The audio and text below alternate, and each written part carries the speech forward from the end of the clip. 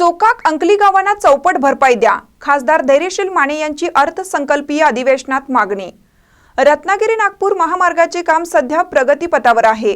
या महामार्गावर असणाऱ्या चोकाक ते अंकलीपर्यंतच्या गावांना दुप्पट भरपाई देण्याची शिफारस करण्यात आली आहे, ज्यामुळे येथील नागरिक व शेतकऱ्यांवर अन्याय होत आहे।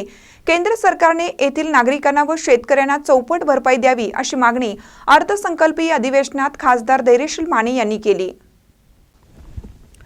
यावेळी देव, देश आणि धर्मासाठी आपले प्राण अर्पण करणारे शिवपुत्र संभाजी महाराज यांचा छावा चित्रपट देशाच्या संसदेत लावण्यात येत आहे। याचा महाराष्ट्रातील लोकांना अभिमान आहे। मात्र औरंगजेबाचा पुरस्कार करणारे काही लोक हा चित्रपट संसदेत प्रदर्शित करू नये असं म्हणत आहेत। त्यांचा खासदार माने यांनी निषेध व्यक्त केला। त्याचबरोबर कर्नाटक सरकारमध्येही एकीकडे विरोधी पक्षाचे लोक हातात संविधान घेऊन ते वाचलं पाहिजे असं म्हणत आहेत, तर दुसरीकडे हेच लोक संविधान बदलण्याची भाषा करतात।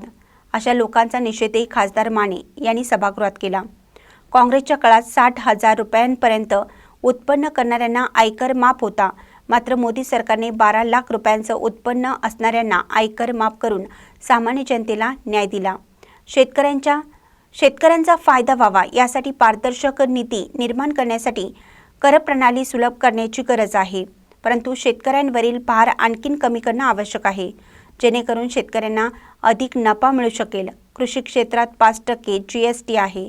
पूर्वी ते इनपुटवर 6% होतं।